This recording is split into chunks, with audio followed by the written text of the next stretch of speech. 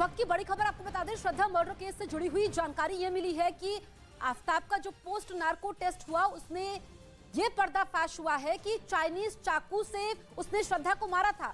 ये बड़ी खबर मिल रही है सूत्रों के हवाले से कि चाइनीज चाकू का इस्तेमाल किया था आफ्ताब ने और उसी के जरिए श्रद्धा के टुकड़े किए थे। हमारे सहयोगी आनंद तिवारी की यह खबर है और आनंद तिवारी ने बताया कि मर्डर के बाद फोन भी फेंका था। तो ब्रेकिंग न्यूज ये है कि श्रद्धा हत्याकांड से जुड़ी हुई, जिसमें अब ये पर्दाफाश हुआ है। आफ्ताब ने नार्को टेस्ट में बताया कि उसने श्रद्धा की हत्या के बाद सबसे पहले उसके हाथ के टुकड़े किए थे। आफ्ताब ने बताया कि उसने चाइनीज चाकू से श्रद्धा के शरीर के टुकड़े किए थे। तो चाइनीज चाकू जो बाकायदा उसने टुकड़े करने के लिए ही खरीदा था। मेरे सहयोगी आनंद तिवारी फोन लाइन पर मौजूद है। आनंद, पोस्ट नार्को के बाद ये बड़ा पर्दाफाश हुआ है और क्या क्या बातें निकल करके सामने आई हैं? जी देखिए जसप्रीत, जिस तरह से नार्को टेस्ट किया गया था उसमें आफ्ताब ने वो तमाम सच बताए हैं जिसकी जरूरत पुलिस को थी और पुलिस वो जानना चाह रही थी। 30 से 40 सवालों में उसने बताया कि उसने चाइनीज चाकू से श्रद्धा के शव के टुकड़े किए और उसने बताया कि सबसे पहले उसने श्रद्धा के हाथ के टुकड़े किए और उन्हें पॉलिथीन के अंदर पैक करके फ्रिज के अंदर रखा। उसने ये भी बताया नार्को टेस्ट में कि जब उसने श्रद्धा का कत्ल कर दिया और उसके बाद उसके बॉडी पार्ट्स को काटा, उसके बाद जो उसका मोबाइल फोन था उसको लेके वो सबसे पहले मुंबई पहुंचा था और जब उससे मुंबई पुलिस वहां पर पूछताछ करी थी, उसके पिता ने जो शक जाहिर करा था श्रद्धा के, उस वक्त भी आफ्ताब के पास श्रद्धा का मोबाइल फोन था और उसके बाद उसने उसे चलती ट्रेन से समंदर में फेंकने का दावा किया था। हालांकि पुलिस को वो मोबाइल फोन मिलना एक बड़ी चुनौती, क्योंकि पुलिस कई दिनों के सर्च ऑपरेशन के बाद भी उस मोबाइल फोन को नहीं तलाश पाई है। तो नार्को टेस्ट में कई चौंकाने वाले खुलासे जो है वो आफ्ताब लगातार किए उसने और उसके आधार पर पुलिस अपनी चार्जशीट और केस डायरी जो है वो तैयार कर रही है। बिल्कुल, केस डायरी आनंद पुलिस तैयार कर रही है, लेकिन अब ये कहा जा सकता है इन खुलासों के बाद, इन पर्दाफाश के बाद कि पुलिस की राह आसान हो गई है आफ्ताब को सजा दिलाने के लिए। ये देखिए पुलिस की राह बहुत आसान हो गई है। पुलिस के लिए मतलब एक चुनौती बचा है कि जो बॉडी पार्ट्स को जो CFSL भेजा गया है उनकी DNA सैंपलिंग की रिपोर्ट आ जाए। अगर वो श्रद्धा के पिता से मैच कर जाती है तो एक पुलिस के लिए बड़ी जीत होगी कोर्ट में आफ्ताब के लिए कड़ी से कड़ी सजा की मांग करने की, क्योंकि सबसे बड़ा सबूत जो है वो DNA रिपोर्ट ही है कि जो शव के टुकड़े बरामद हुए हैं वो आखिर श्रद्धा के हैं या नहीं है। अगर वो DNA रिपोर्ट मैच कर जाएगी तो पुलिस के लिए एक बड़ी चुनौती होगी और आफ्ताब को कड़ी से कड़ी सजा दिलाने के लिए कोर्ट में जो दिल्ली पुलिस है वो अपना दावा मजबूती से रख सकती है। ठीक है आनंद, आप नजर बनाए रखिए, आगे भी आपसे अपडेट लेंगे। तो बड़ी खबर हमारे सहयोगी आनंद तिवारी ने ब्रेक की है कि पोस्ट नार्को के बाद चौंकाने वाले खुलासे हुए हैं। बड़ा पर्दाफाश ये हुआ है कि आफ्ताब ने चाइनीज चाकू का इस्तेमाल किया था और सबसे पहले श्रद्धा के हाथ के टुकड़े किए थे।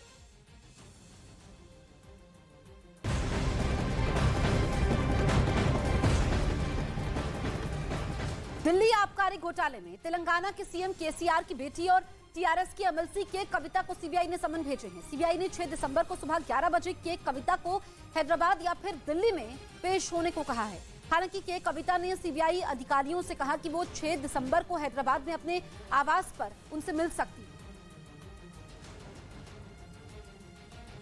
इस बीच शाहरुख खान मक्का में उमरा करने पहुंचे। वो सऊदी अरब में निर्देशक राजकुमार हिरानी के साथ अपनी नई फिल्म डंकी की शूटिंग कर रहे थे और शूटिंग पूरी होते ही शाहरुख खान हज की तरह होने वाली उमरा जैसी तीर्थ यात्रा के लिए सऊदी अरब के मक्का पहुंच गए।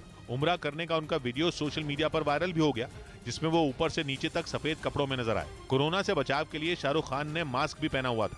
डंकी फिल्म अगले साल दिसंबर में रिलीज होगी।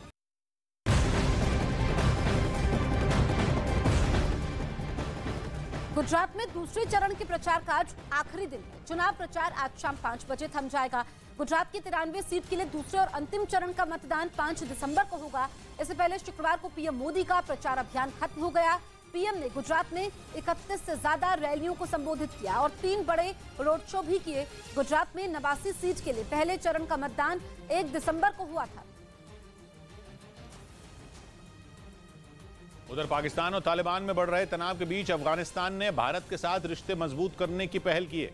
खबर है कि अफगानिस्तान में ठप पड़े भारत के 20 प्रोजेक्ट फिर शुरू किए जा सकते हैं, जिसके लिए अफगानिस्तान की सरकार ने भारत को सीधी पेशकश की है। अफगानिस्तान में सत्ता तालिबान के हाथ में आते ही भारत के वहां चल रहे प्रोजेक्ट ठप पड़ गए थे। कई प्रोजेक्ट तो केवल इसलिए रुके थे क्योंकि अफगानिस्तान का भविष्य ही धुंधला दिखने लगा था। भारत के केवल प्रोजेक्ट्स ही बंद नहीं हुए थे, बल्कि काबुल में भारत का दूतावास भी बंद हो गया था। लेकिन कुछ महीनों बाद भारत के दूतावास को शुरू कर दिया गया। अब अफगानिस्तान की सरकार ने ही भारत को रुके हुए प्रोजेक्ट शुरू करने का ऑफर दिया है। उन्होंने ये भी कहा है कि अगर भारत पहल करता है तो अफगानिस्तान की सरकार हर मुमकिन मदद करेगी। अफगानिस्तान की सरकार की तरफ से भारत को दिया गया ये ऑफर पाकिस्तान के लिए बड़ा झटका है, क्योंकि पाकिस्तान और तालिबान के बीच पिछले कुछ महीनों से तलवारें खिंची हैं, जबकि कुछ महीने पहले तक पाकिस्तान ही तालिबान का सबसे भरोसेमंद दोस्त माना जाता था, जिसकी मदद से तालिबान एक लंबी लड़ाई लड़कर सत्ता पर काबिज हो पाए। लेकिन अब तालिबान को पाकिस्तान पर रत्ती भर भी भरोसा नहीं है। तालिबान के सामने सबसे बड़ी चुनौती इस वक्त गरीबी और बेरोजगारी से लड़ना है। तालिबान जानते हैं कि इसके लिए काम धंधे बढ़ाने होंगे और कारखाने लगाने होंगे। पाकिस्तान के लिए उनके लिए इस चुनौती से निपटना मुश्किल नहीं, लेकिन उनकी नजर सिर्फ भारत पर है।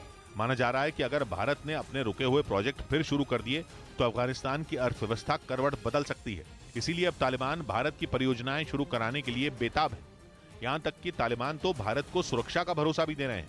दूसरी तरफ ये भी माना जा रहा है कि अगर भारत ने अफगानिस्तान में एंट्री कर ली तो तालिबान को कूटनीतिक फायदा भी होगा। तालिबान सरकार को अंतर्राष्ट्रीय मान्यता मिलने में मदद मिलेगी, जिससे उसका रास्ता आसान हो जाएगा।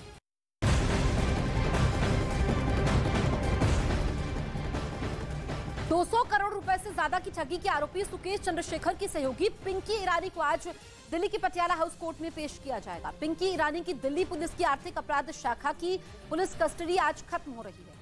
200 करोड़ से ज्यादा की ठगी के आरोपी सुकेश चंद्रशेखर की सहयोगी पिंकी ईरानी को दिल्ली पुलिस की आर्थिक अपराध शाखा ने गिरफ्तार किया था। इधर IIT गुवाहाटी के इतिहास में पहली बार किसी छात्र को नौकरी का सबसे बड़ा पैकेज मिला। IIT गुवाहाटी में पढ़ने वाले एक छात्र को सालाना 2 करोड़ 40 लाख रुपए तनख्वाह का ऑफर मिला, जिसे एक विदेशी कंपनी ने उसे दिया।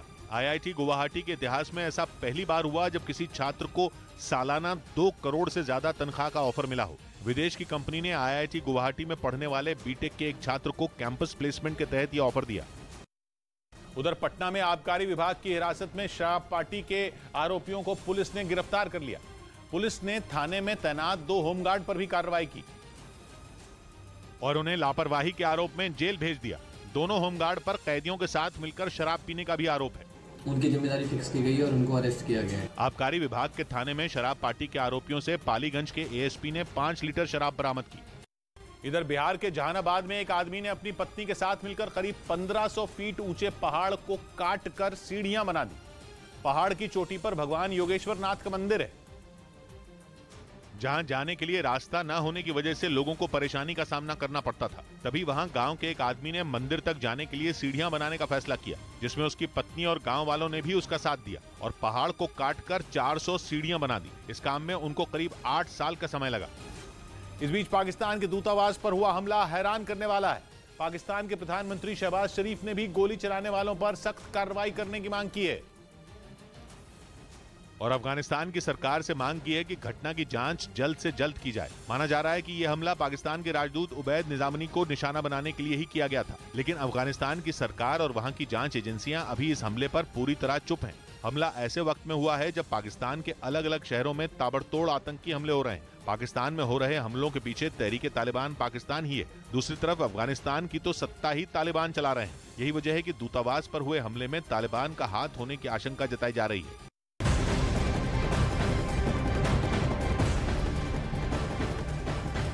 अमेरिका के कैलिफोर्निया में गोल्डी बराड़ को हिरासत में लिए जाने के कुछ घंटे बाद ही पंजाब में पुलिस को मोहाली में बड़ी सफलता हाथ लगी है। पंजाब पुलिस की एंटी गैंगस्टर टास्क फोर्स ने मोहाली के ढकोली में पुराने अंबाला रोड पर लॉरेंस बिश्नोई की गैंग के एक गुर्गे को गिरफ्तार किया है।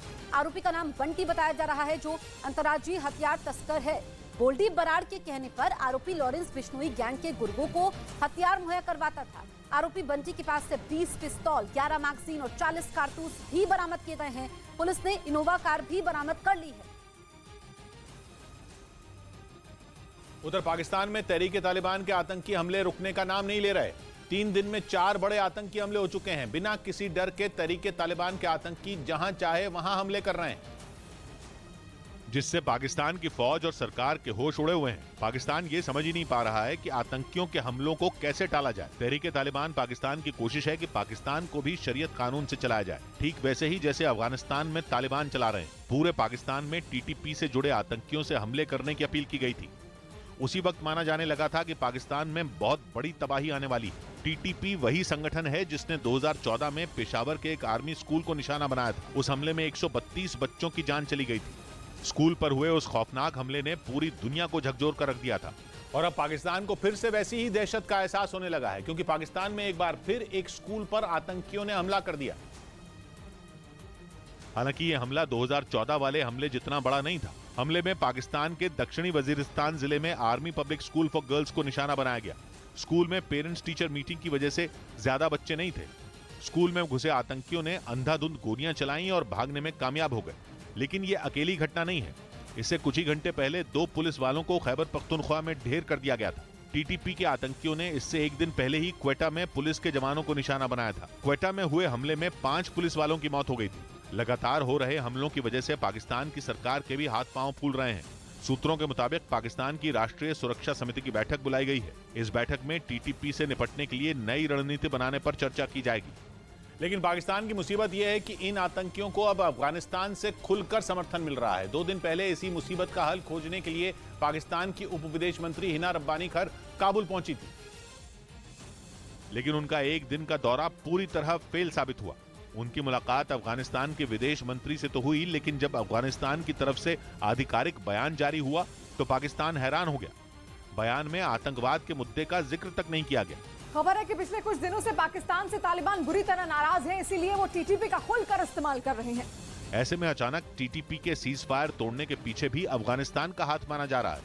पाकिस्तान भी आरोप लगा रहा है कि टीटीपी को अफगानिस्तान से खुलकर समर्थन मिल रहा है और जानबूझकर तालिबान इस पर चुप है। हालत यह है कि अब पाकिस्तान की सरकार और उसके नेता तालिबान के सामने बुरी तरह बेबस दिख रहे हैं।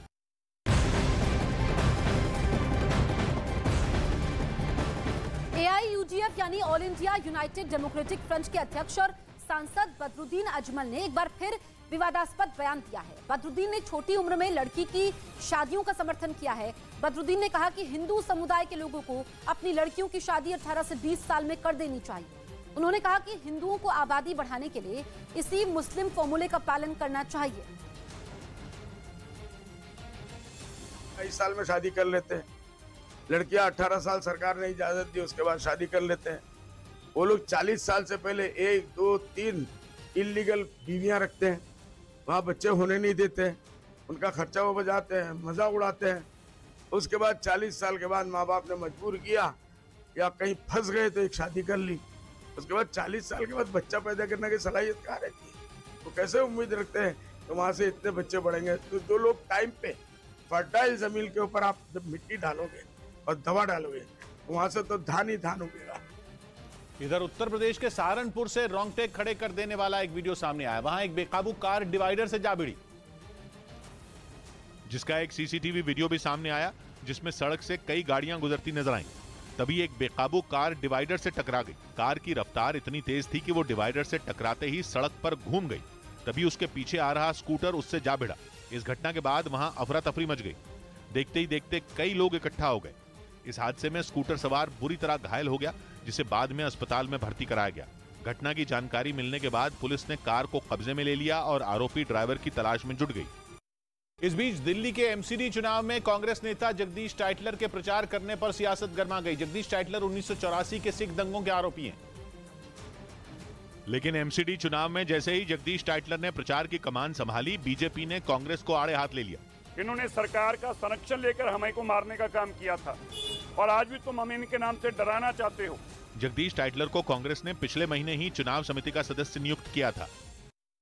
इस बीच विजय हजारे ट्रॉफी में क्रिकेटर ऋतुराज गायकवाड़ ने भारतीय क्रिकेट टीम के खिलाड़ी रॉबिन उथप्पा का रिकॉर्ड तोड़ दिया। ऋतुराज गायकवाड़ ने सेंचुरी जड़ने के मामले में रॉबिन उथप्पा को पीछे छोड़ दिया और विजय हजारे ट्रॉफी में सबसे ज्यादा 12 शतक बनाने का रिकॉर्ड अपने नाम कर लिया।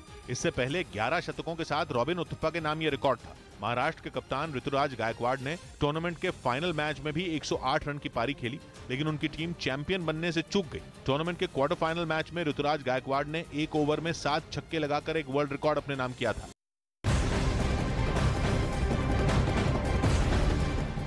बड़ी खबर आपको बता दें, आज शाम 4 बजे कांग्रेस संसदीय रणनीति समूह की बैठक होगी, जिसकी अध्यक्षता सोनिया गांधी करेंगी। बैठक में राज्यसभा में नेता विपक्ष के पद पर फैसला हो सकता है। इससे पहले इस पद पर मल्लिकार्जुन खड़गे थे। खड़गे ने पार्टी का राष्ट्रीय अध्यक्ष बनने के बाद इस पद से इस्तीफा दे दिया था। तो आज ये बैठक होने वाली है। कांग्रेस संसदीय रणनीति समूह की बैठक शाम 4 बजे होगी। ये बैठक इसलिए अहम हो जाती है क्योंकि इस बैठक में राज्यसभा में नेता विपक्ष के पद पर फैसला हो सकता है। उधर खबर है कि यूक्रेन युद्ध के बीच इलॉन मस्क की कंपनी स्पेसएक्स जल्द ही 7,500 नई स्टारलिंक सैटेलाइट तैनात कर सकती है। पश्चिमी मीडिया की एक रिपोर्ट के मुताबिक इसके लिए उसे अमेरिकी सरकार से मंजूरी भी मिल गई, जिसे इलॉन मस्क के ड्रीम प्रोजेक्ट स्टारलिंक के लिए बड़ी कामयाबी माना जा रहा है, क्योंकि इसके जरिए वो कई साल से पूरी दुनिया को सस्ता और तेज इंटरनेट देने का सपना दिखा रहे हैं। और इससे पहले भी इस प्रोजेक्ट के तहत सैकड़ों सैटेलाइट अंतरिक्ष में भेजी जा चुकी हैं। और ये प्रोजेक्ट पूरा होने से पहले ही उस वक्त सुर्खियों में आ गया था, जब रूस ने आरोप लगाया कि स्टारलिंक की वजह से यूक्रेन को रूस की सेना के हर कदम की जानकारी दी जा रही है। और दावा तो ये भी किया गया था कि अमेरिका ने यूक्रेन की मदद के लिए जो हथियार भेजे थे, उनमें स्टारलिंक के कुछ उपकरण भी शामिल थे। ऐसे उपकरण जिनकी मदद से स्टारलिंक की सैटेलाइट से कनेक्शन जोड़कर इंटरनेट इस्तेमाल किया जा सके। और खबर है कि अब भी यूक्रेन की सेना इसी इंटरनेट का इस्तेमाल कर रही है। ऐसे में माना जा रहा है कि मस्क की कंपनी की तरफ से 7,500 नई स्टारलिंक सैटेलाइट की तैनाती यूक्रेन के लिए भी बड़ी मददगार साबित हो सकती है। इधर मध्य प्रदेश के जबलपुर से रोंगटे खड़े करने वाला एक वीडियो सामने आया। वहां एक चलती बस में ड्राइवर को हार्ट अटैक आ गया, जिसके बाद बस ने कई गाड़ियों को टक्कर मारी, जिसका एक सीसीटीवी वीडियो भी सामने आया, जिसमें बस चला रहे ड्राइवर को अचानक हार्ट अटैक आ गया, जिससे उसकी मौत हो गई। इस बीच बस अनियंत्रित हो गई और कुछ गाड़ियां बस की चपेट में आ गई। इस हादसे में 6 लोग गंभीर रूप से घायल हो गए, जिन्हें अस्पताल में भर्ती करवाया गया। पुलिस के मुताबिक बस आधारताल से रानीताल के लिए जा रही थी और बस जैसे ही दमोह नाका के नजदीक पहुंची, तभी यह हादसा हुआ। ये पूरी घटना इतनी तेजी से हुई कि किसी को बचने तक का मौका भी नहीं मिला। इधर जेएनयू कैंपस में ब्राह्मण और बनिया समुदाय के खिलाफ आपत्तिजनक नारे लिखने के मामले में वीसी ने आंतरिक जांच बैठा दी और जल्द से जल्द रिपोर्ट सौंपने के आदेश दिए, क्योंकि एक दिन पहले जेएनयू के स्कूल ऑफ इंटरनेशनल स्टडीज की बिल्डिंग और प्रोफेसरों के चेंबर की तस्वीरें सामने आई थीं, जिनमें ब्राह्मण और बनिया समुदाय के विरोध में नारे लिखे नजर आए थे। आरोप है कि नारों के जरिए अगड़ी जाति के छात्रों और प्रोफेसरों को जेएनयू छोड़कर जाने के लिए धमकाया गया और ऐसा न करने पर खून खराबे तक की चेतावनी दे दी गई। ऐसा कुछ लिखा गया है, किसने ये लिखा है अभी तक की जानकारी सामने नहीं आई है। मामले की जांच होनी अभी बाकी है, लेकिन एबीवीपी ने इसका ठीकरा लेफ्ट से जुड़े छात्रों पर फोड़ दिया। लेफ्ट के लोगों ने जेएनयू कैंपस में हमेशा से जहर घोलने का काम किया है। जेएनयू ने इस मामले की आंतरिक जांच का आदेश दे दिया है। इसके साथ ही सुप्रीम कोर्ट के एक वकील ने भी इस बारे में पुलिस कंप्लेंट दर्ज कराई है। उधर गुजरात में दूसरे चरण की वोटिंग से पहले चुनाव प्रचार जोर शोर से जारी है। पीएम नरेंद्र मोदी ने कल अहमदाबाद में एक बार फिर 20 किलोमीटर लंबा रोड शो किया, जो शाम करीब 6 बजे शुरू हुआ। रोड शो अहमदाबाद एयरपोर्ट से शुरू होकर सरसपुर में जाकर खत्म हुआ, जो दरियापुर, जमालपुर, बापूनगर 3 विधानसभाओं से होकर गुजरा। इस 20 किलोमीटर लंबे रोड शो में पीएम नरेंद्र मोदी की लोकप्रियता देखने को मिली। सड़क के दोनों ओर हजारों लोगों ने खड़े होकर उनका अभिवादन किया और उनकी एक झलक पाने को बेताब दिखे। सड़क के दोनों ओर हजारों लोगों की भीड़ को देखकर पीएम मोदी कई जगहों पर गाड़ी से बाहर निकले और लोगों का अभिवादन किया। पीएम नरेंद्र मोदी का कई जगह फूलों से स्वागत किया गया। उन्हें देखने महिलाएं भी सड़कों के दोनों ओर खड़ी रहीं और वो मोदी मोदी के नारे लगाती नजर आई। वहीं रोड शो के बाद पीएम नरेंद्र मोदी ने रैली को भी संबोधित किया। इस बीच ईवीएम को लेकर उन्होंने कांग्रेस पर गंभीर आरोप लगाए। इससे एक दिन पहले ही पीएम मोदी ने अहमदाबाद में ही करीब 50 किलोमीटर लंबा मेगा रोड शो किया था।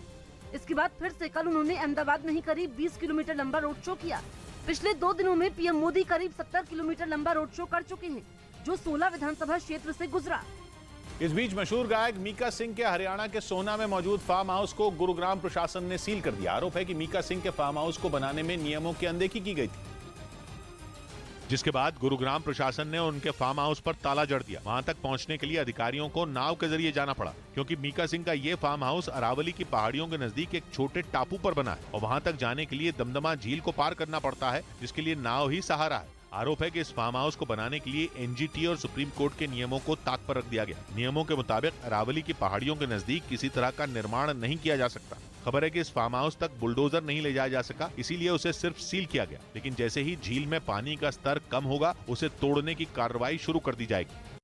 तुर्की की सरकार की ओर से जारी एक दस्तावेज से पता चला कि वहां आईएसआईएस के कई आतंकियों को नागरिकता दे दी गई है।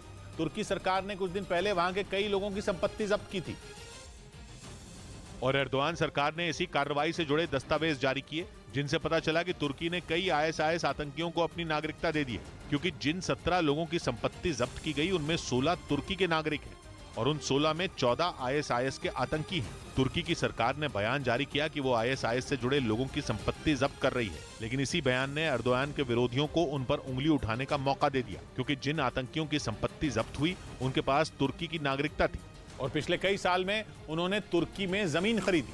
यही नहीं, उनकी वहां कई कंपनियां भी हैं, जिनमें 4 को तुर्की की सरकार ने जब्त किया। इसी वजह से विपक्ष ने एर्दोआन से पूछा कि इन आतंकियों को तुर्की की नागरिकता मिली तो कैसे मिली। यही नहीं, विपक्ष ने दावा किया कि तुर्की में रहने वाले आईएसआईएस के आतंकियों की संख्या इससे कहीं ज्यादा है, क्योंकि एर्दोआन चुपके चुपके तुर्की में सीरिया के लोगों को नागरिकता दे रहे हैं, जिनमें आईएसआईएस से जुड़े लोग भी शामिल हैं। तुर्की के मीडिया ने तो ये तक दावा किया कि सीरिया से तुर्की आने वाले बहुत सारे लोगों ने अपना नाम बदल दिया है। इसके अलावा एक रिपोर्ट में जानकारी दी गई कि इस साल अक्टूबर तक करीब 36 लाख लोग सीरिया से तुर्की आ चुके हैं, जिनमें करीब 2 लाख लोगों को तुर्की की नागरिकता मिल चुकी है। जबकि विपक्ष ने दावा किया कि ये नंबर इससे कहीं ज्यादा है, क्योंकि एर्दोआन 2023 में होने वाला चुनाव जीतना चाहते हैं और वोट बढ़ाने के लिए सीरिया के लोगों को धड़ाधड़ तुर्की में घुसा रहे हैं।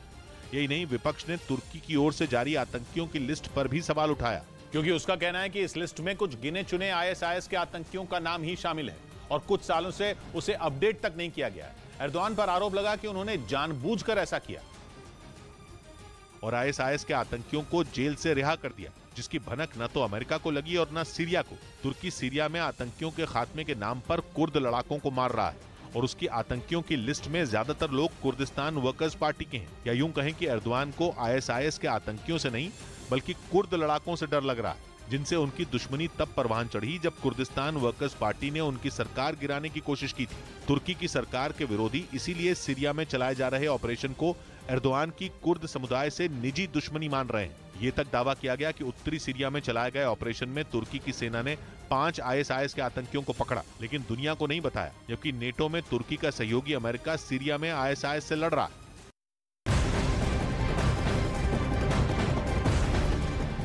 बड़ी खबर पंजाब के फिरोजपुर से आ रही है, जहां सीमा के पास से बीएसएफ ने हथियारों की बड़ी खेप बरामद की है।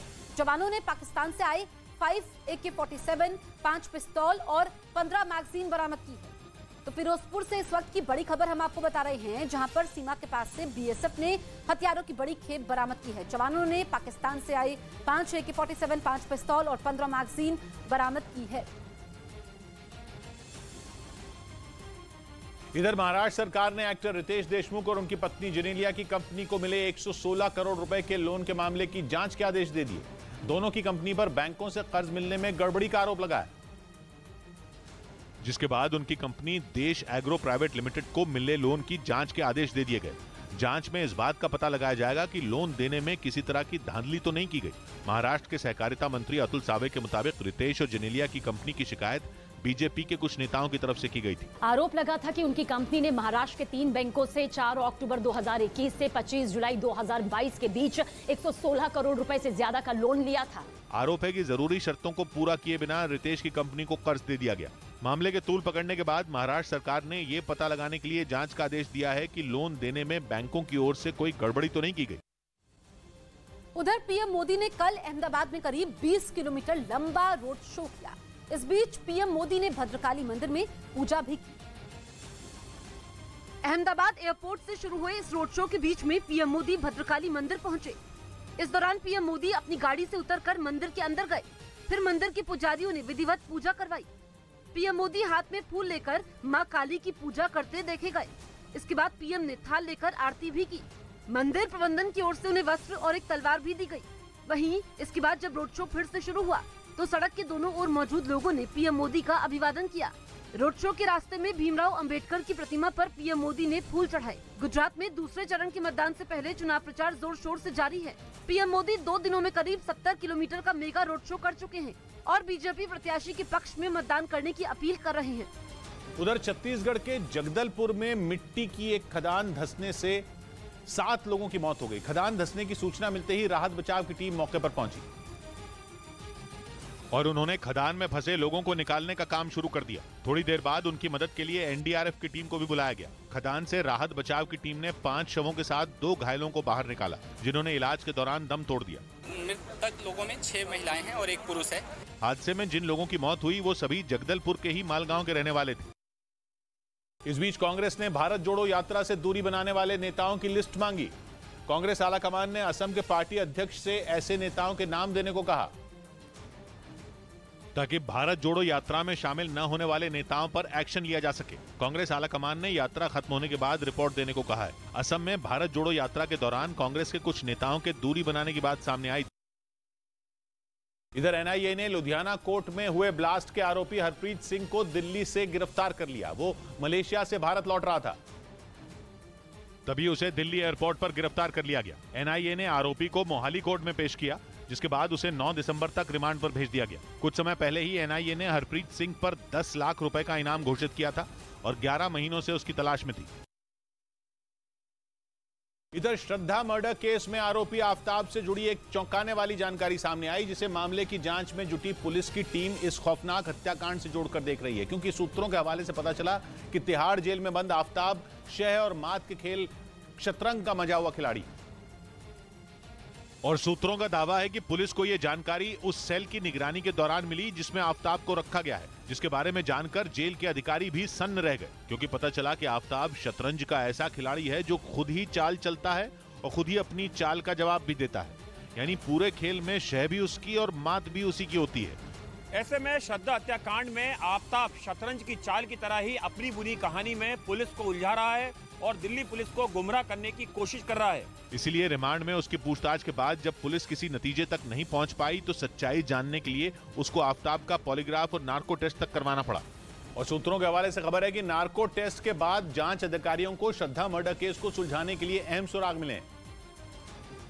क्योंकि दिल्ली पुलिस के सूत्रों ने दावा किया कि नार्को टेस्ट और पोस्ट नार्को टेस्ट के दौरान आफताब ने श्रद्धा के मोबाइल फोन की लोकेशन भी बता दी, जिसे पुलिस अभी तक बरामद नहीं कर पाई थी।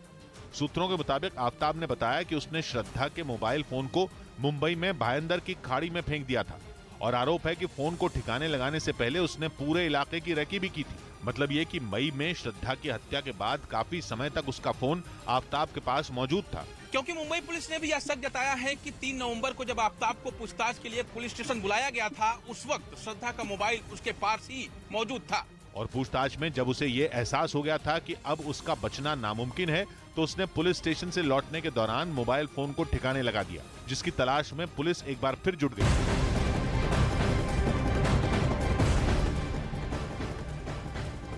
इस वक्त की बड़ी खबर दिल्ली के पास उत्तर प्रदेश के नोएडा से आ रही है, जहां कबाड़ गोदाम में भीषण आग लग गई और तस्वीरें हम आपको दिखाएंगे। आग लगने के बाद ऊंची लपटें उठी। फिलहाल दमकल विभाग की टीम आग पर काबू करने की कोशिश में जुटी हुई है। तो नोएडा में ये भीषण आग लगी, कबाड़ के गोदाम में आग लगी। बड़ी बात यह है कि अभी तक आग पर काबू नहीं पाया गया है। आग लगने के क्या कारण रहे ये तो साफ नहीं है, ये जांच होगी, लेकिन इस वक्त प्राथमिकता यही है कि आग पर काबू पाया जाए। दमकल की कई गाड़ियां मौके पर मौजूद है, प्रशासनिक अमला मौजूद है और आग को बुझाने की कोशिश हो रही है। आग काफी भीषण है, आप देख सकते हैं लपटें काफी तेजी से निकल रही है। आग आसपास के इलाके में ना फैले, इसको लेकर के दमकल विभाग लगातार कोशिश कर रहा है कि आग पर जल्द से जल्द काबू पाया जाए। 8:54 पे फायर सर्विस यूनिट को सूचना मिली कि कोट डेयरिंग के गांव दादरी में आग लगी है। यह पॉलिथीन की कबाड़ की दुकान थी, यहाँ पे आग लगी थी। इनिशियली हमें सूचना मिली है कि यहाँ आदमी फंसे हुए थे, इसलिए तत्परता दिखाते हुए मैं भी पहुँचा हूँ, एफएसओ भी पहुँचे हैं यहाँ पे हम लोगों ने आधे घंटे पे आग पे काबू पाया है। अभी मौके पे 2 गाड़ियाँ मौजूद हैं। यहाँ पे कोई भी जनहानि की सूचना नहीं है अथवा कोई भी फंसा हुआ व्यक्ति नहीं पाया गया। उधर खूंखार आतंकी संगठन अलकायदा के सरगना ओसामा बिन लादेन की मौत के बरसों बाद उसकी बर्बरता से जुड़े एक बड़े राज का पर्दाफाश हुआ।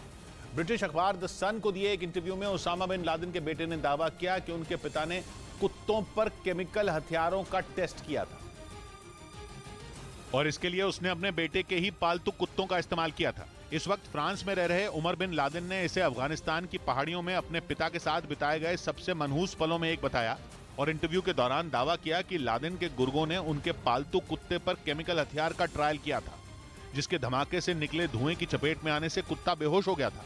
I saw them, they tried on my dogs इससे पहले ओसामा की पहली पत्नी नजवा बिन लादेन भी कुत्तों पर केमिकल हथियारों के ट्रायल का इशारा कर चुकी थी। उन्होंने अपनी एक किताब में दावा किया था कि उनके एक कुत्ते की रहस्यमयी बीमारी की वजह से अचानक मौत हो गई थी, जिसे केमिकल हथियार के ट्रायल का ही असर माना गया था। इधर भारत ने दिसंबर के लिए संयुक्त राष्ट्र सुरक्षा परिषद की अध्यक्षता संभाल ली। भारत को एक साल में दूसरी बार यूएन सुरक्षा परिषद की अध्यक्षता मिली है, जबकि इससे पहले अगस्त 2021 में भारत ने अध्यक्षता संभाली थी। भारत की अध्यक्षता में 14 और 15 दिसंबर को 2 अहम बैठकें होंगी, जिनमें आतंकवाद से निपटने और दूसरे मुद्दों पर चर्चा होगी। उधर बिहार के छपरा से एक हैरान करने वाला मामला सामने आया है, जब 2 मोटरसाइकिल में जबरदस्त टक्कर हो गई। हादसे में 4 लोग गंभीर रूप से घायल हो गए। हादसे का सीसीटीवी फुटेज सामने आया है, जिसमें दिखा कि एक मोटरसाइकिल पर 2 आदमी सवार थे और बिना देखे ही मोटरसाइकिल सवार ने टर्न ले लिया। इतने में पीछे से आ रही एक तेज रफ्तार मोटरसाइकिल ने जोरदार टक्कर मार दी। टक्कर इतनी जोरदार थी कि मोटरसाइकिल सवार आदमी 10 फीट दूर जा गिरे। वहीं हादसे में दोनों मोटरसाइकिल के परखच्चे उड़ गए। हादसे के बाद कुछ देर के लिए सड़क पर अफरा तफरी का माहौल बन गया, जिसके बाद आसपास के लोगों की मदद से घायलों को इलाज के लिए अस्पताल में भर्ती करवाया गया, जहां चारों आदमी को बेहतर इलाज के लिए पीएमसीएच पटना रेफर किया गया। इधर उत्तर प्रदेश में होने वाले उपचुनाव के प्रचार के दौरान अखिलेश यादव ने राज्य के दोनों उप मुख्यमंत्रियों को मुख्यमंत्री बनने का ऑफर दे डाला और प्रस्ताव रखा कि उन्हें समाजवादी पार्टी के विधायक समर्थन देंगे। उत्तर प्रदेश में 2 विधानसभा और 1 लोकसभा सीट पर उपचुनाव होना है, जिन पर जीत के लिए बीजेपी और समाजवादी पार्टी दोनों पसीना बहा रहे हैं। आजम खां के अयोग्य घोषित होने के बाद खाली हुई रामपुर सीट पर भी मतदान होगा और इसीलिए अखिलेश यादव वहां प्रचार करने पहुंचे। लेकिन इस दौरान उन्होंने जो बयान दिया वो रातों रात सुर्खियों में आ गया। लाओ अपने 100 विधायक, हम 100 विधायक आपके साथ तैयार है, सरकार बना लो और मुख्यमंत्री बन जाओ। क्या डिप्टी सीएम वाले बोल रहे हो? जिसके बाद अखिलेश को खुद यूपी के डिप्टी सीएम ब्रजेश पाठक ने जवाब दिया, ये केवल समाजवादी पार्टी का अखिलेश यादव का फ्रस्ट्रेशन है। कुछ महीने पहले ही अखिलेश ने केशव प्रसाद मौर्य को बिहार की सियासी उठापटक से सबक सीखने की नसीहत दी थी। यही नहीं, उन्होंने ब्रजेश पाठक का मजाक उड़ाते हुए दावा किया था कि वो एक डॉक्टर का ट्रांसफर तक नहीं करा पाए। उधर अफगानिस्तान में तालिबान शासन के खिलाफ महिलाओं ने सीक्रेट मिशन छेड़ दिया और अपने अधिकारों की लड़ाई लड़नी शुरू कर दी। ये दावा अल जजीरा ने किया और अपनी रिपोर्ट में जानकारी दी कि अफगानिस्तान में महिलाएं तालिबान शासन के खिलाफ लड़ाई लड़ने की तैयारी कर रही हैं, क्योंकि 2021 में हुए तख्ता पलट के बाद उन्होंने ही सबसे ज्यादा भुगता और तालिबान की कट्टरपंथी सोच की शिकार बनी। अल जजीरा ने अपनी रिपोर्ट में दावा किया कि शमील नसेरी नाम की एक सामाजिक कार्यकर्ता इस काम में जुटी हैं और तालिबान से बचकर उन महिलाओं को एकजुट कर रही हैं जिनकी 2021 के बाद नौकरी गई या फिर उन्हें कॉलेज जाने या काम करने से रोक दिया गया, क्योंकि तालिबान शासन में महिलाएं खुलकर विरोध भी नहीं कर पा रही। उल्टा जो महिलाएं अपने अधिकारों के लिए लड़ती हैं उन्हें गिरफ्तार कर लिया जाता है और इसीलिए वहां की महिलाएं तालिबान शासन से लड़ने के लिए एकजुट हो रही हैं। इस काम में जुटी शमील नसेरी का कहना है कि उन्हें 2 बार गिरफ्तार करने की कोशिश की गई और इसीलिए वो तालिबान के खिलाफ छिपकर लड़ रही हैं, क्योंकि तालिबान 2021 में किया गया अपना वादा नहीं निभा रहे। 2021 में जब अमेरिकी सेना ने अफगानिस्तान छोड़ा था और तालिबान को सत्ता सौंपी थी, तो तालिबान सरकार ने वादा किया था कि महिलाओं को पढ़ने और काम करने का अधिकार मिलेगा। और तालिबान ये वादा भूल गए और उन्होंने फिर से अफगानिस्तान की महिलाओं की 90 के दशक जैसी दुर्दशा करनी शुरू कर दी। आंकड़े भी अफगानिस्तान में महिलाओं की दुर्दशा का सबूत देते हैं, क्योंकि तालिबान के सत्ता संभालने के बाद अफगानिस्तान में कामकाजी महिलाओं की संख्या 28% घटी है। संयुक्त राष्ट्र ने भी अपनी एक रिपोर्ट में दावा किया कि अफगानिस्तान में घरेलू हिंसा और महिलाओं पर अत्याचार बढ़ा है, क्योंकि वहां महिलाओं के घर से निकलने और पढ़ने पर रोक-टोक लगी, ड्रेस कोड बनाया गया और सबसे बड़ी बात, उन्हें काम करने से रोका गया, जिसके विरोध में छिटपुट प्रदर्शन भी हुए। लेकिन अब उनका प्लान कुछ बड़ा करने का है, या यूं कहें कि वो तालिबान को सत्ता से हटाने के मूड में है।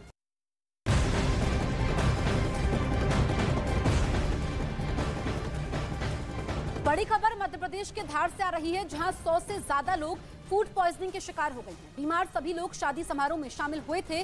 बताया गया कि खाने के बाद लोगों ने उल्टी और घबराहट की शिकायत की। 100 से ज्यादा बीमार लोगों को पास के अस्पतालों में भर्ती करवाया गया है। तो मध्य प्रदेश के धार से ब्रेकिंग न्यूज हम आपको बता रहे हैं। 100 से ज्यादा लोग बीमार हुए हैं। दरअसल ये लोग शादी समारोह में गए थे और वहां पर खाना खाने के बाद इनकी तबीयत बिगड़ गई। ये लोग फूड पॉइजनिंग के शिकार हो गए। उधर वंदे भारत एक्सप्रेस 5वीं बार हादसे का शिकार हो गई। ट्रेन गांधीनगर से मुंबई जा रही थी, तभी ट्रैक पर अचानक गाय आई और ट्रेन से टकरा गई, जिसकी वजह से वंदे भारत एक्सप्रेस के आगे वाले हिस्से को नुकसान पहुंचा और ट्रेन 20 मिनट तक वहां खड़ी रही, जिसे ठीक करने के बाद मुंबई के लिए रवाना कर दिया गया। अगले साल मई के एंड में 2023 तक लोग ट्रेन को लगा भी लेंगे। इससे पहले भी वंदे भारत एक्सप्रेस कई बार इसी तरह के हादसे का शिकार हो चुकी है। इस बीच पंजाब के तरन तारण में बॉर्डर के पास पुलिस और बीएसएफ ने तलाशी अभियान चलाया। इस दौरान वहां एक पाकिस्तानी ड्रोन के साथ 5 किलो हेरोइन बरामद की गई, जिसकी कीमत करीब 25 करोड़ बताई जा रही है। इससे पहले बीते 28 नवंबर को भी पाकिस्तानी ड्रोन ने भारतीय सीमा में घुसपैठ करने की कोशिश की थी। हालांकि बीएसएफ के जवानों ने तुरंत कार्रवाई करते हुए उसे मार गिराया था। उधर वेस्टइंडीज के पूर्व खिलाड़ी ड्वेन ब्रावो ने आईपीएल से संन्यास ले लिया। हाल ही में चेन्नई सुपर किंग्स ने उन्हें रिलीज कर दिया था, जिसके बाद उन्होंने आईपीएल से संन्यास लेने का फैसला किया। हालांकि चेन्नई सुपर किंग्स ने आईपीएल में अगले साल के लिए उन्हें अपना बॉलिंग कोच बनाया है।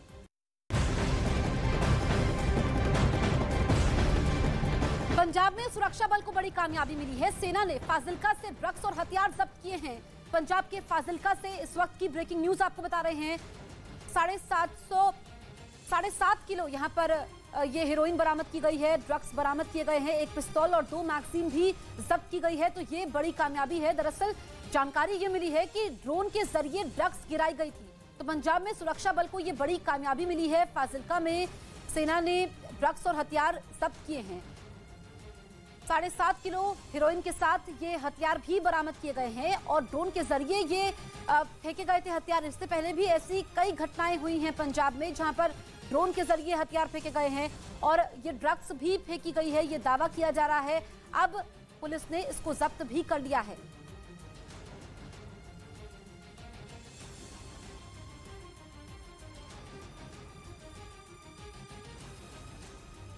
उधर एमपी के बैतूल में सीएम शिवराज सिंह चौहान एक कार्यक्रम के समय एक्शन में दिखे। मंच से ही सीएम शिवराज सिंह ने जिला खनिज अधिकारी समेत 4 अधिकारियों को सस्पेंड कर दिया। सीएम शिवराज सिंह चौहान मुख्यमंत्री जनसेवा अभियान कार्यक्रम में शामिल होने पहुंचे थे। इस दौरान सीएम शिवराज का एक अलग ही रूप देखने को मिला। कार्यक्रम के समय संबोधन में सीएम ने कई अधिकारियों के खिलाफ शिकायत मिलने की बात कही। सबसे पहले सीएम शिवराज सिंह चौहान ने जिला खनिज अधिकारी और सीएमएचओ को सस्पेंड करने का आदेश दिया। सीएमएचओ उसके बारे में उसको भी तत्काल प्रभाव से सस्पेंड किया जाता है।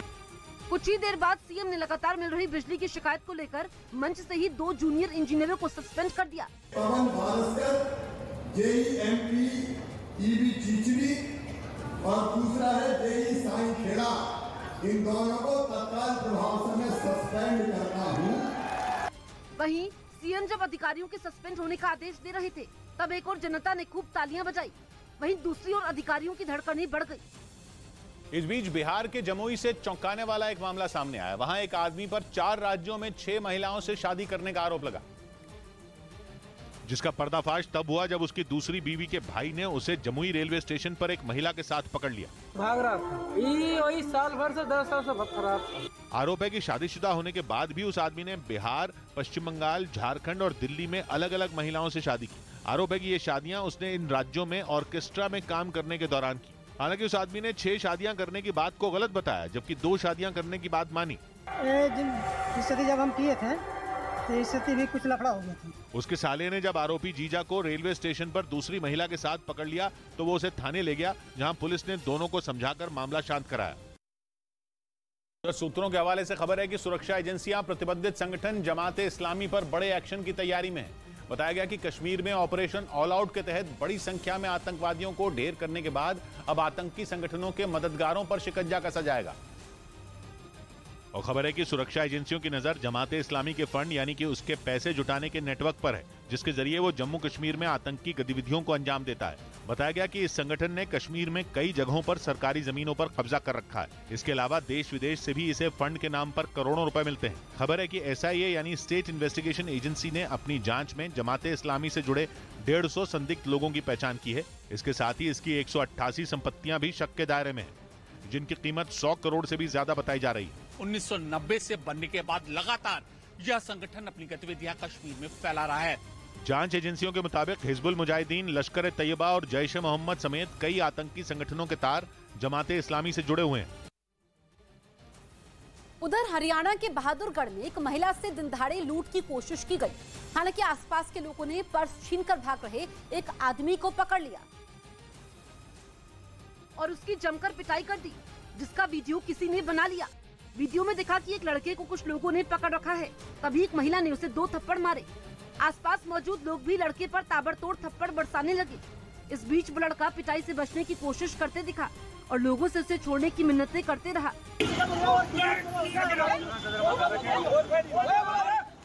बताया गया कि महिला बस स्टैंड से मार्केट की ओर जा रही थी, तभी मोटरसाइकिल सवार 2 लड़के आए और महिला से पर्स छीनकर भागने लगे। हालांकि लड़कों ने जैसे ही महिला से पर्स छीना, तभी महिला ने शोर मचाना शुरू कर दिया। आसपास के लोगों ने एक चोर को तुरंत पकड़ लिया, वहीं मोटरसाइकिल सवार दूसरा चोर भाग गया। मेरा पर्स छुड़ा लगा, एक लड़का दूसरा था, वो बाइक पे था, वो भाग गया। महिला ने इसकी शिकायत पुलिस से की है। फिलहाल लोगों ने चोर को पुलिस के हवाले कर दिया है। वहीं चोर की पिटाई का वीडियो सोशल मीडिया पर वायरल हो गया है।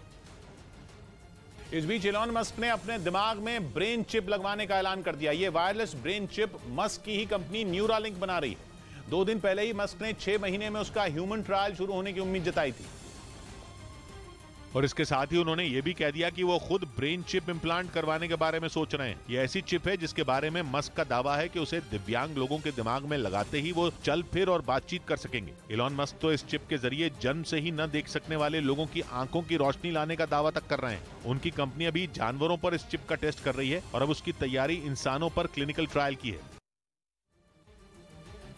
उधर उत्तर प्रदेश के झांसी में हैरान करने वाला मामला सामने आया, जहां पत्नी ने पति को अपनी प्रेमिका के साथ पकड़ने के बाद जमकर बवाल किया और पति की प्रेमिका के साथ मारपीट की। घटना का वीडियो किसी ने बना लिया, जो अब सोशल मीडिया पर वायरल हो गया है। सामने आए वीडियो में मकान के बाहर एक आदमी, महिला और एक लड़की दिखी। इस दौरान तीनों में जमकर बहस हो रही थी। महिला लगातार अपशब्द कहते रही। इसी बीच मोटरसाइकिल सवार आदमी वहां से चला जाता है। तभी महिला नीचे से कुछ उठाती दिखी, फिर महिला लड़की को थप्पड़ मारने लगी। इस दौरान दोनों ओर से लगातार अपशब्द बोले गए। तभी वो आदमी फिर से वापस आकर झगड़ा शांत करता है। इस दौरान वो आदमी महिला को थप्पड़ मारते दिखा और वापस ले जाने लगा। बताया गया कि दोनों पति पत्नी हैं। पत्नी को पति पर किसी दूसरी लड़की से अफेयर का शक था, जिसके बाद महिला ने पति को उस लड़की के घर से रंगे हाथों पकड़ लिया। इधर चुनावी रैली के दौरान विवादास्पद बयान देने पर समाजवादी पार्टी के नेता आजम खान पर एक और मुकदमा दर्ज हो गया। आजम खान ने हाल ही में आरोप लगाया था कि राज्य सरकार उन्हें परेशान कर रही है और रामपुर में रैली के दौरान उन्होंने ऐसी टिप्पणी कर दी थी जिस पर विवाद खड़ा हो गया।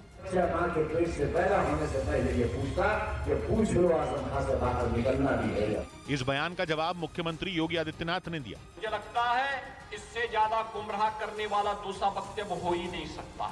बाद में रामपुर में आजम खान पर केस दर्ज कर लिया गया। इधर गायक जुबिन नौटियाल को अस्पताल से छुट्टी मिल गई। सीढ़ियों से गिरने की वजह से जुबिन नौटियाल घायल हो गए थे और उन्हें अस्पताल में भर्ती कराया गया था, क्योंकि सीढ़ियों से गिरने की वजह से उनकी पसलियां और एक हाथ की कोहनी टूट गई। जुबिन नौटियाल का मुंबई के एक अस्पताल में इलाज चल रहा था, जहां से ऑपरेशन के बाद उन्हें छुट्टी दे दी गई। हालांकि घर पर भी जुबिन नौटियाल डॉक्टर की निगरानी में ही रहेंगे। इस बीच 4 बार की चैंपियन जर्मनी की टीम फुटबॉल वर्ल्ड कप से बाहर हो गई। हालांकि जर्मनी ने अपने आखिरी मुकाबले में कोस्टा रिका को हरा दिया, लेकिन गोल करने में वो स्पेन की टीम से पिछड़ गई। स्पेन और जर्मनी के 4-4 पॉइंट थे, लेकिन स्पेन ने 3 मैच में 9 गोल किए तो जर्मनी 6 गोल करने में ही कामयाब हो पाई, जिसकी वजह से जर्मनी फीफा वर्ल्ड कप से बाहर हो गई। इधर बिहार के मुजफ्फरपुर में मुख्यमंत्री नीतीश कुमार की एक चुनावी सभा में जमकर हंगामा हुआ।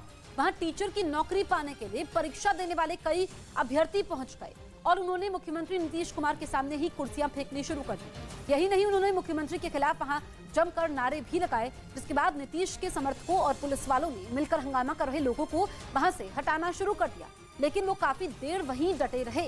इस सभा में उप मुख्यमंत्री तेजस्वी यादव भी मौजूद थे। तो जिसको जो मर्जी भी आता है हम करते रहे, लेकिन हम लोग तो सबके हित में काम करते हैं।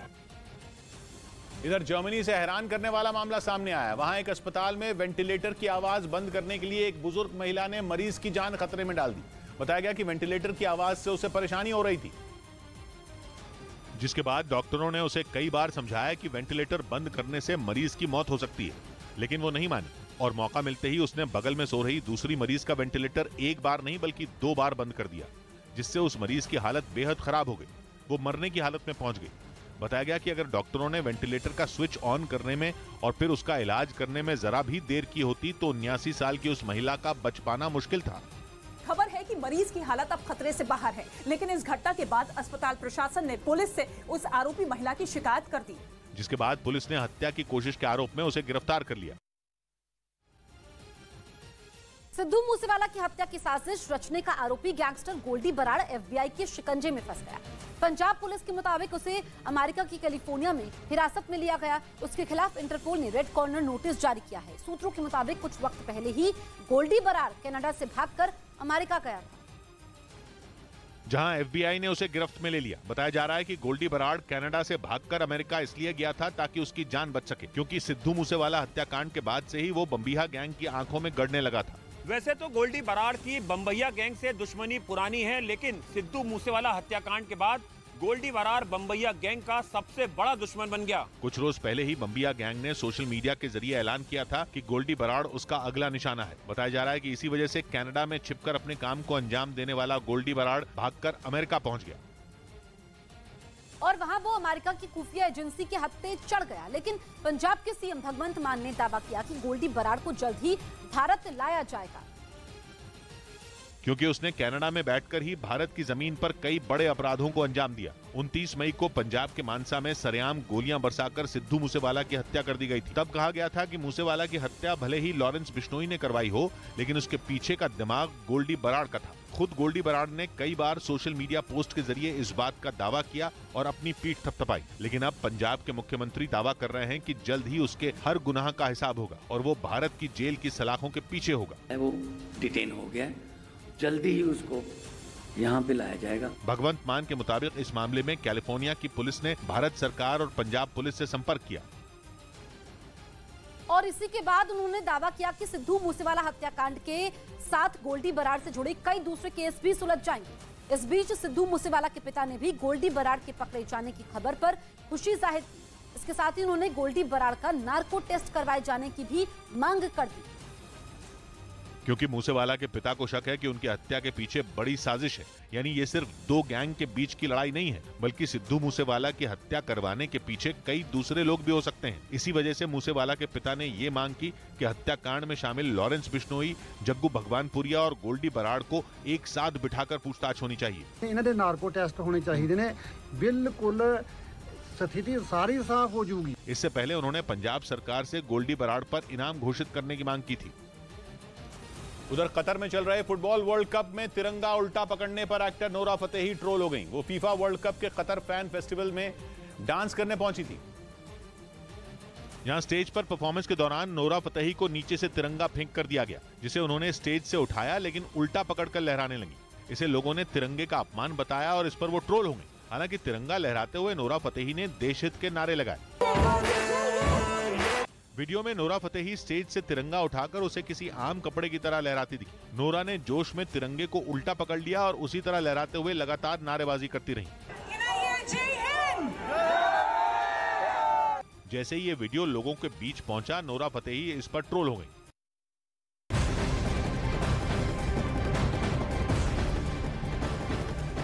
उधर ब्राजील के एक राज्य में आई भीषण बाढ़ में कई इलाके पानी में डूब गए। वहां हालात इतने खराब हो गए हैं कि लोगों का घरों से बाहर निकलना भी मुश्किल हो रहा है, क्योंकि सड़कें पानी में पूरी तरीके से डूब गई हैं। बाढ़ की तबाही मचाने का जो वीडियो सामने आया, उनमें चारों तरफ सैलाब का ही कब्जा दिखाई दिया। कई गाड़ियां पानी में ऐसी डूबी दिखी मानो वो उसमें तैर रही हैं। वहां भीषण बाढ़ को लेकर स्थानीय प्रशासन भी अलर्ट हो गया है। लोगों को घरों में रहने की सलाह दी गई है। जम्मू कश्मीर के उरी में सेना को बड़ी कामयाबी मिली। सुरक्षा बल ने उरी में एलओसी के पास एक आतंकी ठिकाने का पर्दाफाश किया और वहां से भारी मात्रा में गोला बारूद समेत ड्रग्स की खेप भी जब्त की। आतंकी ठिकाने से बरामद किए गए हथियारों में 2 AK-74 राइफल, 117 कारतूस और 2 पिस्तौल के साथ ड्रग्स के 11 पैकेट शामिल हैं, जिसकी सूचना सेना को मुखबिर से मिली थी।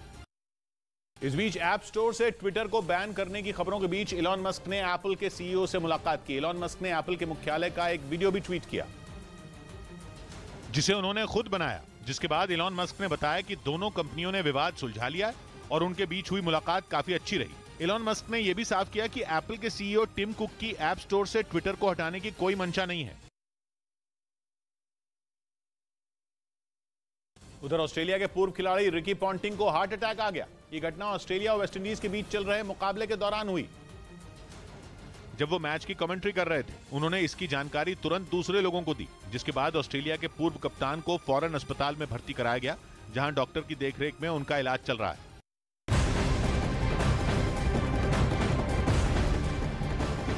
ब्रेकिंग न्यूज अफगानिस्तान की राजधानी काबुल से है। काबुल में पाकिस्तानी दूतावास पर आतंकी हमले की खबर है। पाकिस्तान के राजदूत पर गोलियां बरसाई गई हैं। हालांकि पता चला है कि पाकिस्तान के राजदूत उबैद निजामी इस हमले में पूरी तरह सुरक्षित रहे। काबुल में पाकिस्तानी दूतावास पर किसी पास की इमारत से गोलियां बरसाई गई हैं, जिनमें दूतावास का एक कर्मचारी जख्मी होने की खबर है। पिछले कुछ महीनों से पाकिस्तान और तालिबान के बीच मतभेद बढ़े हैं और रिश्ते तनावपूर्ण हुए हैं। अफगानिस्तान के पूर्व खुफिया प्रमुख ने दावा किया कि तालिबान सरकार जैश ए मोहम्मद और लश्कर ए तैयबा जैसे आतंकी संगठनों को पनाह दे रही है। इसके साथ ही उन्होंने भारत को अपनी सुरक्षा बढ़ाने की भी नसीहत दी। क्योंकि अफगानिस्तान के पूर्व खुफिया प्रमुख रहमतुल्लाह नबील का दावा है कि पाकिस्तान के इन दोनों आतंकी संगठनों ने अपना ठिकाना बदल लिया है। उनके मुताबिक जैश ए मोहम्मद और लश्कर ए तैयबा को अब अफगानिस्तान में पनाह मिल गई है, जहां ये दोनों संगठन आतंकवाद को बढ़ावा देने के लिए आधुनिक तकनीक का इस्तेमाल करना सीख रहे हैं। रहमतुल्लाह नबील ने आगाह किया कि ऐसे में ये दोनों आतंकी संगठन बड़े स्तर पर भारत के लिए खतरा बन सकते हैं। इसके साथ ही उन्होंने भारत को तालिबान से बातचीत जारी रखने और अपनी सुरक्षा को और मजबूत करने की सलाह दी। इधर मध्य प्रदेश के जबलपुर से रोंगटे खड़े करने वाला एक वीडियो सामने आया। वहां एक चलती बस में ड्राइवर को हार्ट अटैक आ गया, जिसके बाद बस ने कई गाड़ियों को टक्कर मार दी, जिसका एक सीसीटीवी वीडियो भी सामने आया, जिसमें बस चला रहे ड्राइवर को अचानक हार्ट अटैक आ गया, जिससे उसकी मौत हो गई। इस बीच बस अनियंत्रित हो गई और कुछ गाड़ियां बस की चपेट में आ गई। इस हादसे में 6 लोग गंभीर रूप से घायल हो गए, जिन्हें अस्पताल में भर्ती करवाया गया। पुलिस के मुताबिक बस आधारताल से रानीताल के लिए जा रही थी और बस जैसे ही दमोह नाका के नजदीक पहुंची, तभी यह हादसा हुआ। ये पूरी घटना इतनी तेजी से हुई कि किसी को बचने तक का मौका भी नहीं मिला। इधर केरल के गुरुवायूर से हैरान कर देने वाला एक वीडियो सामने आया। वहां एक हाथी प्री वेडिंग फोटो शूट के दौरान भड़क गया। ये घटना उस वक्त हुई जब एक जोड़ा फोटो शूट करा रहा था, लेकिन तभी उस हाथी ने एक आदमी पर हमला कर दिया। इस घटना का जो वीडियो सामने आया उसमें ये जोड़ा फोटो शूट करवाता नजर आया। इस दौरान एक हाथी उनके पीछे चलता दिखाई दिया। तब तक तो वहां सब कुछ ठीक दिखाई दे रहा था, लेकिन अचानक फोटो शूट करा रहे जोड़े के पीछे चल रहा हाथी भड़क गया और उसने अपनी दाईं ओर मौजूद एक आदमी को सूंड से उठाकर जमीन पर पटक दिया, जिसकी वजह से उस आदमी के कपड़े फट गए। इस घटना से वहां हड़कंप मच गया। हालांकि उस आदमी ने किसी तरह वहां से भागकर अपनी जान बचाई। इस घटना में उसे मामूली चोटें भी आईं।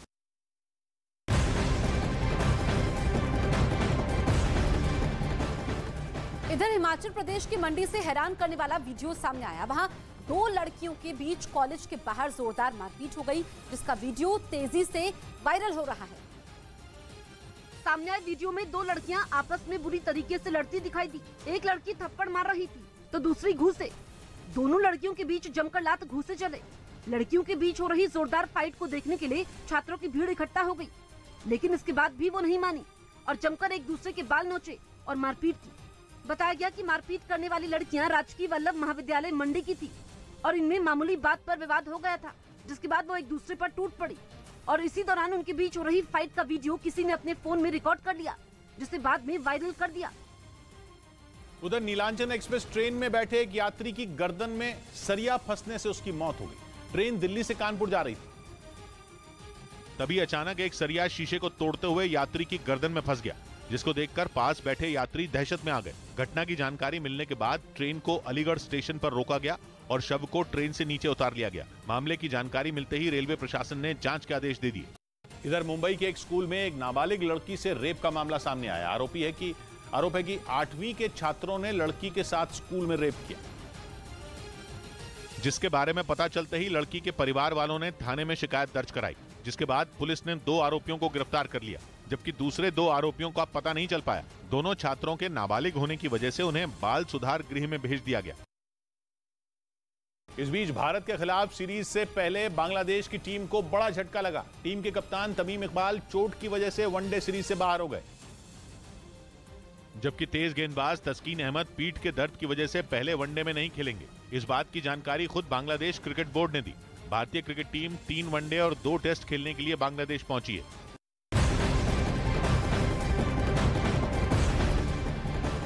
हरियाणा के झज्जर से चौंकाने वाला वीडियो सामने आया। वहां एक फैक्ट्री में आग लगने से हड़कंप मच गया। आग इतनी भीषण थी कि उसे बुझाने के लिए बुलाई गई दमकल की टीम के पसीने छूट गए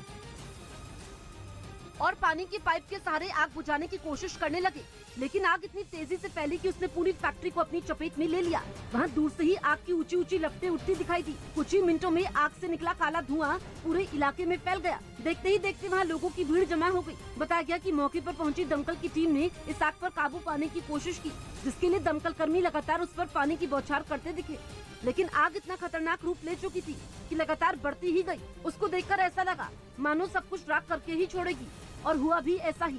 आग ने पूरी फैक्ट्री को जलाकर राख कर दिया।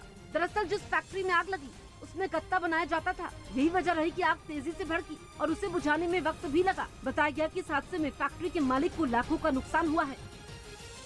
इधर दिल्ली में आने वाले रविवार के दिन मेट्रो सेवा सुबह 4 बजे से शुरू हो जाएगी। डीएमआरसी ने रविवार के दिन मेट्रो के समय एमसीडी चुनाव की वजह से किया है बदलाव,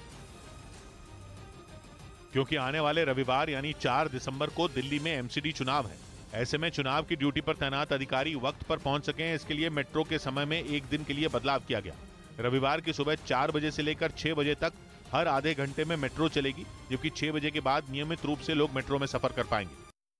उधर काबुल में नमाज के दौरान अफगानिस्तान के पूर्व प्रधानमंत्री गुलबुद्दीन हिकमतयार पर हमला करने की कोशिश की गई, लेकिन वो बाल बाल बच गए, जबकि इस हमले में उनके 2 सुरक्षाकर्मी घायल हो गए। अफगानिस्तान की मीडिया के मुताबिक 2 आत्मघाती हमलावर गुलबुद्दीन हिकमतयार को मारने के लिए उनके ऑफिस पहुंचे थे, लेकिन वहां तैनात सुरक्षा कर्मियों ने उन्हें हमला करने से पहले ही मार गिराया। उत्तराखंड के हरिद्वार से हैरान करने वाली कुछ तस्वीरें सामने आई। वहां मामूली बात पर 2 पक्षों में बवाल हो गया, जिसके बाद जमकर मारपीट हुई और दोनों पक्षों के लोग एक दूसरे पर ताबड़तोड़ लात घूंसों से वार करने लगे। देखते ही देखते सड़क पर दोनों पक्ष के लोग जमा हो गए। जो जिस पर भारी पड़ा उसने उसको पीटना शुरू कर दिया। इस बीच वहां पर कुछ और लोग मौजूद थे जो एक दूसरे पर हमला करते दिखे। हर कोई एक दूसरे को पीटने में लगा था। एक लड़के ने तो हाथ में डंडा उठा लिया और दूसरे पक्ष को पीटने लगा। मारपीट की पूरी घटना वहां लगे सीसीटीवी में रिकॉर्ड हो गई। इस मारपीट में दोनों पक्ष के कई लोगों को गंभीर चोटें आई, जिसके बाद उन्हें अस्पताल में भर्ती करवाया गया। वहीं वहां मौजूद कुछ लोगों ने मारपीट का वीडियो बना लिया, जो अब वायरल हो रहा है। वीडियो के आधार पर पुलिस मामले की जांच में जुटी है।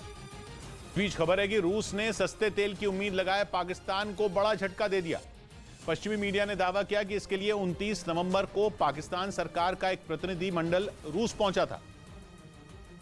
यानी रूस से सस्ता तेल हासिल करने के लिए उसने भारत की राह पर चलने की पूरी कोशिश की, लेकिन इस राह पर उसका सफर शुरू होने से पहले ही खत्म हो गया, क्योंकि खबर है कि रूस ने पाकिस्तान को सस्ता तेल देने से साफ इनकार कर दिया। पश्चिमी मीडिया की एक रिपोर्ट के मुताबिक पाकिस्तान ने भारत की तरह उसे भी 30 से 40% की छूट के साथ तेल देने की गुहार लगाई थी। लेकिन खबर है कि रूस ने कंगाल होने की कगार पर खड़े पाकिस्तान के प्रस्ताव को सिरे से खारिज कर दिया, क्योंकि रूस भी अच्छी तरह जान चुका है कि पाकिस्तान सस्ते तेल के पैसे चुकाने की हालत में भी नहीं है।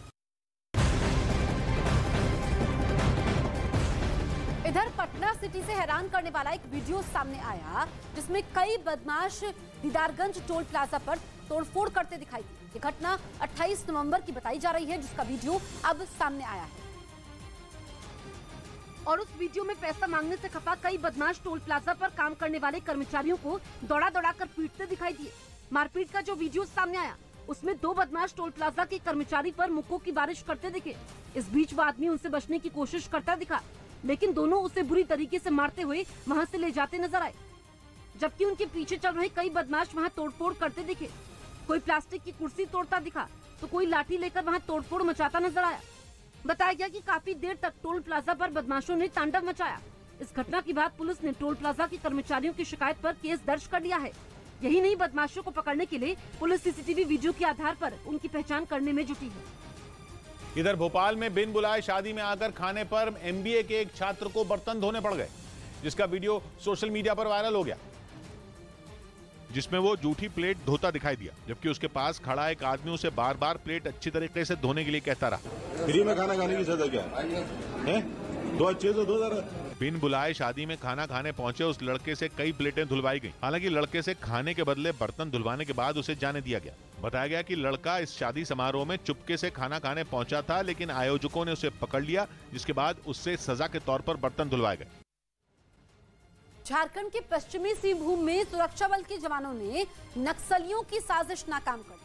उन्होंने जमीन में छिपाकर रखे गए 2 आईडी को डिफ्यूज कर दिया। ये बम जवानों को निशाना बनाने के लिए रात में रखे गए थे। जिसे सर्चिंग के समय सुरक्षा बल के जवानों ने ढूंढ निकाला। जैसे ही जमीन के अंदर किसी चीज के छिपे होने का जवानों को शक हुआ, उन्होंने जमीन को खोदना शुरू कर दिया। बताया गया कि उन्हें वहां से 2-2 किलो के 2 बम मिले, जिसे जवानों ने डिफ्यूज कर दिया। बम को डिफ्यूज करने के समय धमाके की जोरदार आवाज सुनाई दी। बताया गया कि एक दिन पहले इसी इलाके में माओवादियों के साथ जवानों की मुठभेड़ हुई थी। ब्रेक के बाद लौटते हैं।